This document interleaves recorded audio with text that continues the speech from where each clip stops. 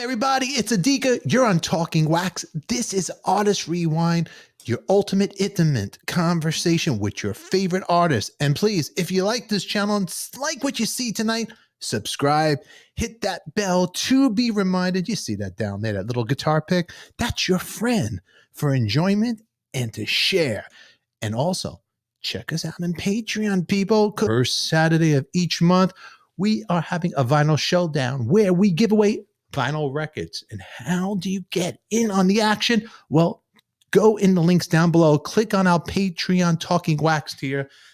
Got to be in it to win it. Tonight, we have from Skid Row, Rachel Bolan. He's going to talk about Skid Row's new up-and-coming album. Question is, what does Skid Row and the Foo Fighters have in common? Talking Wax.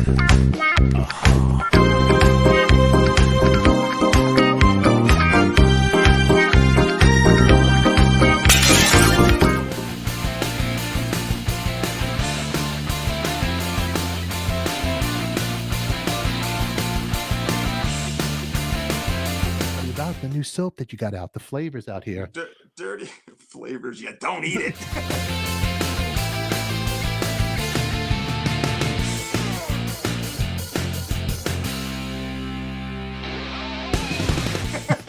Why? It smells so good. I want to eat it. Why don't you I make know, the truly so one, John Karabi, the Karabi one?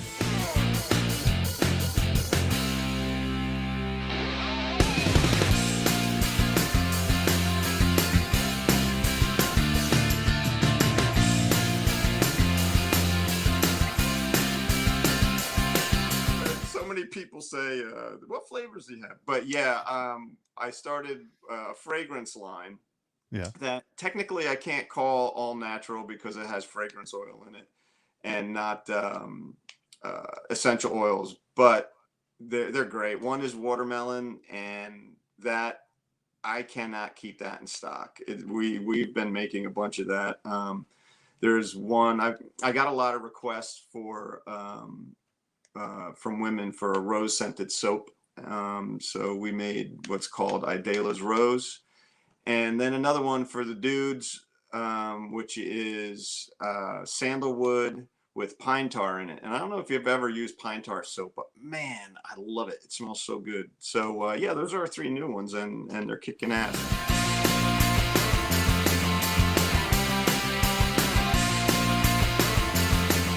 But that watermelon, man, that goes really fast. Yeah, Christmas ideas. Yeah. There you go. There you go.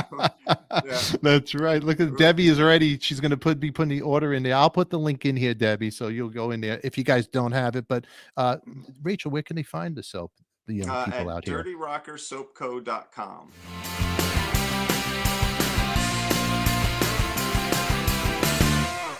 Dirty Rocker Soap. There it is. Have soap will travel. That's right. Think of for you guys and girls out there that love Rachel Bolan, you have a little Rachel in the shower with you. For you guys do what you want to do on your own time. You know, I will make your shower experience awesome.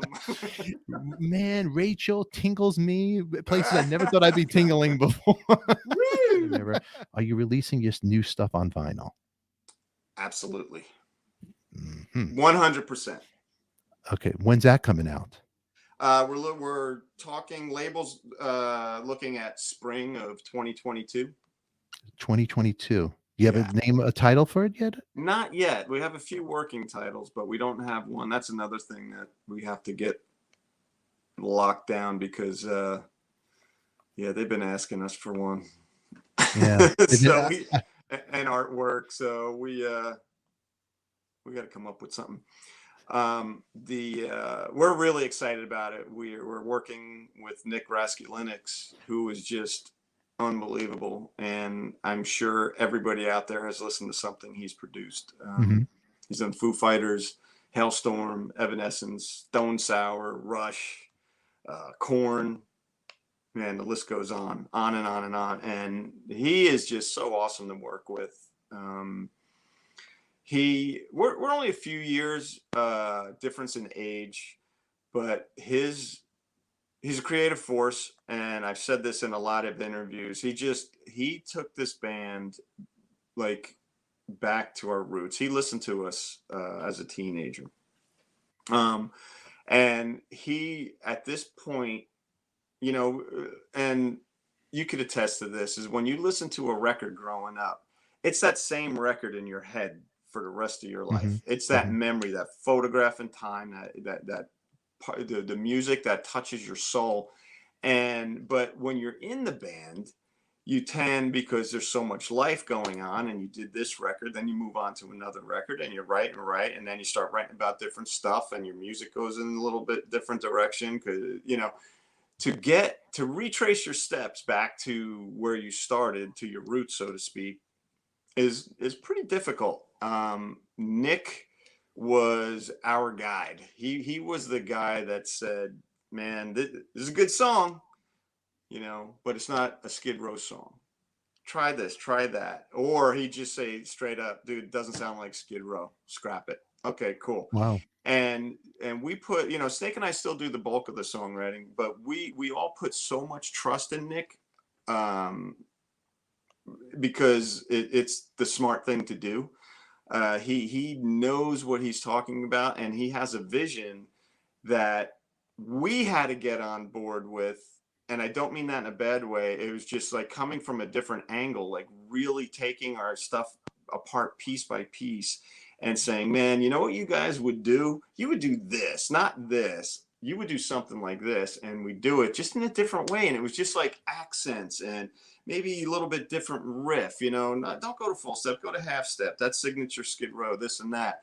And then we would just do that with every single song that we wrote, and and brought it to pre-production.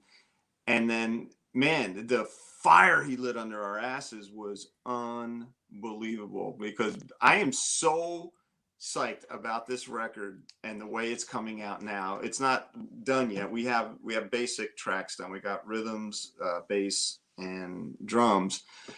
But just at this point, the Scotty and Snake and I were saying, we're like, man, even at this early stage of the game, it just sounds so powerful, and just it's just making us so happy, and we're so excited about what we've done so far. And the vocals aren't even on it yet, and the solos aren't on it yet, and a lot of overdubs aren't on it yet. But still, at this point, we're just so psyched, and Nick has brought us to another level of, like, for me personally, I feel like I'm a better bass player walking away from those sessions with him. Yeah. You know what I mean? And that's a special thing when a producer could pull that off. That's a really special thing. And his honesty is just, it's awesome. Is there a way that he approached you? Like, because some people, you know, as we get older, it's hard to be criticized. Oh, what the hell you know what I mean? It's like, you don't want to hear it. This is what are you talking about? Like, were you when you started out the gate, were you open? Hey, I'm an open book. You could hit me with whatever you got. Just be. Let's be we real. told him straight up. We told him straight up. We're like, listen, we're from the Northeast, most of us, so there's nothing you could say that's going to hurt our feelings. We're not delicate or anything like that. Just be straight up. And he's like, "That's the only way I know how to be, dude. I'm not gonna coddle anybody's ego. It's not gonna make a great album doing that." And we were all just like, "Awesome. Let's run. Let's do this. Start her up." How about ballads? You have any ballads on it? Nope. No ballads. It's going to be all heavy. It's just a kick-ass uplifting rock and roll record. And that was pretty much Nick's idea, because we had a few written, and he's like, "Hey man, I want to make the kick-ass Skid Row rock and roll record." And we're like, "No problem. We got enough ballads." We had, Snake and I had a couple ideas. And so while we were here, because we take weekends off, and we were like, you know what? Let's go get in my studio and finish these songs. And we finished two of them. We're like, hopefully he digs them, you know. And we went into the studio, and he gave us one of these. And he had his drumstick. He started twirling his drumstick, and he's like, "Yeah, let's get in there and do this. I got some ideas." And then we went in and you know, tore them apart, put them back together, and then recorded it. So they're going to be on the record. But doing this record, also there was some challenges because your singer wasn't here to get him in here with Corona. How was that mentally for you guys? Well, it sucked on the fact that he couldn't be there, you know, and he couldn't sing with it, and just feel the energy that was in that room. However, he was on a TV monitor with a live feed, audio feed, and we talked to him. It was like turning back and talking to a TV set, you know what I mean? But he he was there. Poor guy, was 6 hours, 7 hours ahead of us. So he'd be on TV and would seem like this because it would be 1 a.m. his time, and we're just getting going, and but it worked out. He still had ideas and was able to contribute, and it all worked out great, man. It was a unique experience, but so much fun, and it still is. And you got a lot of bands actually canceling. You got, like, I saw their tours. Some people are getting sick out there. I mean, we don't know what this future is. It's so crazy, so crazy. I mean, what are your thoughts about all this now? Well, I'd be lying if I didn't say I was a little nervous about doing these shows. I mean, we're taking precautions and all that, but it doesn't take much to for that damn virus to get through stuff. Yeah, it's one of those things. It's like, yeah, I really want to get back out there and play, but are we putting ourselves and our fans at risk? I'm hoping this will clear up. It's not going to do it by itself. People have to be responsible and do their part. It's not going to go away on its own. But we're just being really cautious. Obviously, 2020 was a wash, and we pushed a bunch of shows to this year, and now most of the shows are pushed to next year. If all goes well, I'm not going to see a lot of my home in 2022 if all goes to schedule. We'll just see. If I'm glad. It sucks that a lot of bands, a lot of guys are getting it, vaccinated or not vaccinated, and they're having to postpone stuff. But I'm glad they're being responsible and postponing stuff, because the gigs will always be there. There's still always going to be rock and roll fans. The thing I would hate to hear about is, we knew we were sick and we went on the road anyway. That's scary. So I'm glad people are doing the right thing. And that's right. Because, you can't. This is just, it's ridiculous already. We just can't take these chances. We can't, just do. I'm reading. Yeah, you see that? You get the shots. There it is.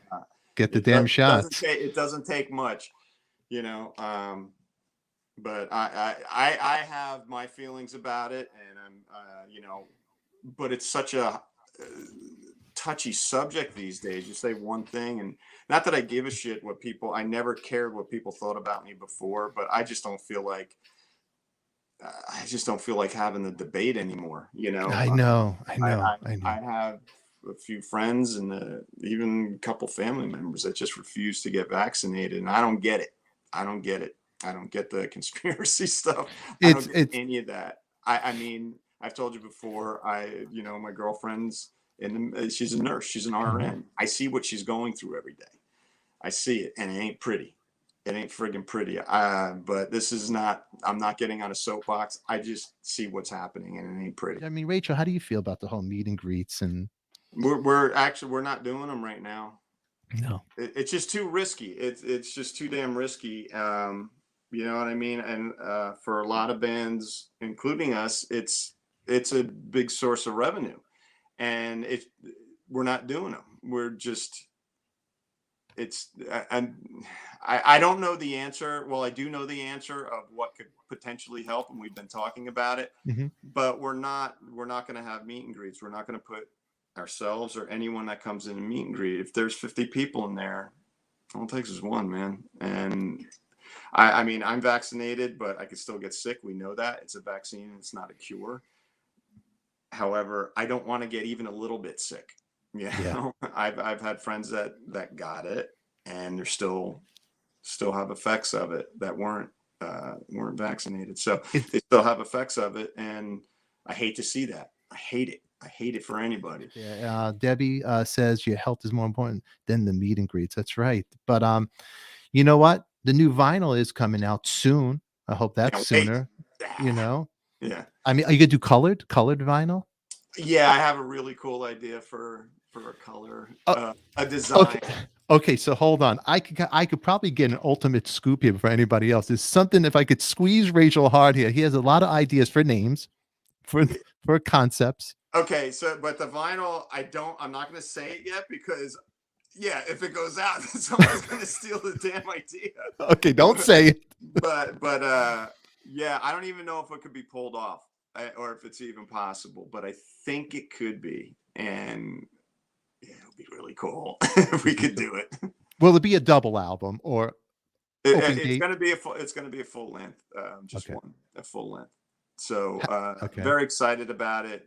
We're with a great label, Ear Music, out of Germany, who has Alice Cooper and Deep Purple, and oh man, a whole bunch of cool bands. They are awesome. They are very. We love their whole marketing strategy. We love their way of looking at Skid Row.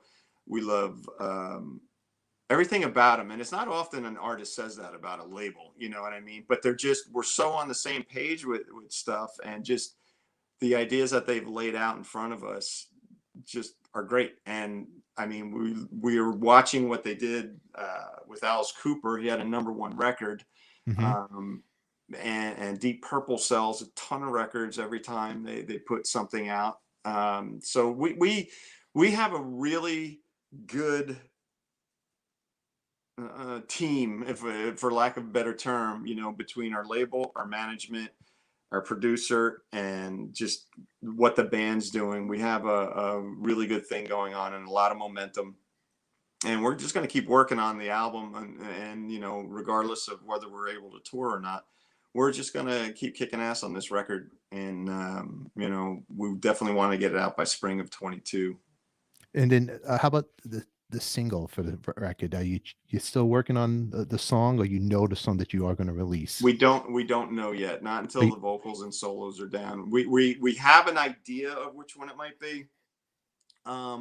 I think it's narrowed down to about 4, which in my mind, in my opinion, that's a really good ratio to have 4 to pick from.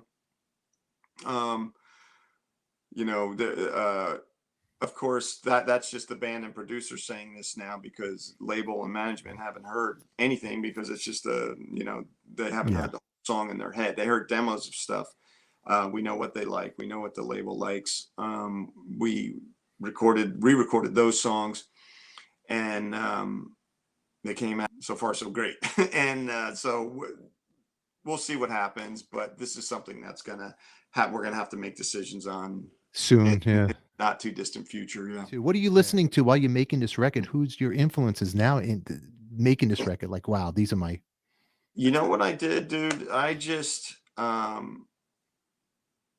guess about 6 months or so before we went into the studio, and maybe even more, I didn't listen to anything on the newer side of things. I listened to all the bands that influenced me, my portion of the writing, to write the first record.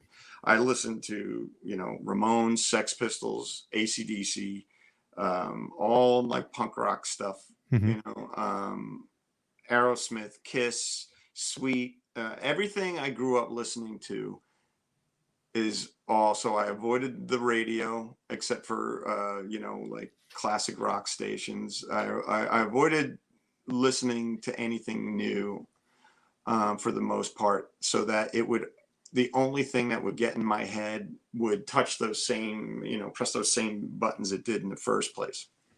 And it might sound kind of crazy, but I think it really helped, because what I did write, my contributions did seem to come from the same place. One more question, Rachel. Your legacy. How would you like to be remembered? I would just like to be remembered as, man, he was cool. He was cool. He wrote some really cool songs. I liked his band, but that dude was cool. That's it. That's it. Man. Rachel Bolan. And you know what, Rachel? I'm going to tell you something. You're a cool guy, and I'm glad you and I are friends. I really appreciate it. It's been a short, we don't know each other very long, but I feel like I do know you because I saw you at L'Amour's in Queens a long time ago. I love having you on, Rachel. I appreciate you Thanks, coming man. here. You're one of the good guys. Thanks, dude. Rachel Bolan.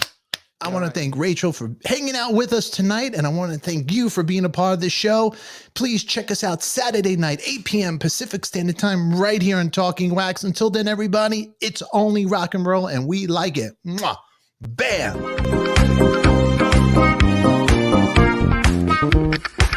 Talking Wax, all right.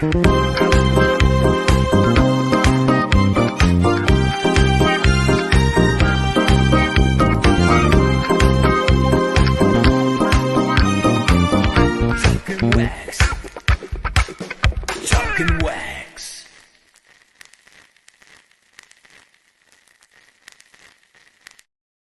And for some more great content, please click down over here and click down over there, or maybe subscribe right over here. Until then, everybody, we'll see you later. Who loves you, baby? We do. Mwah. Bam.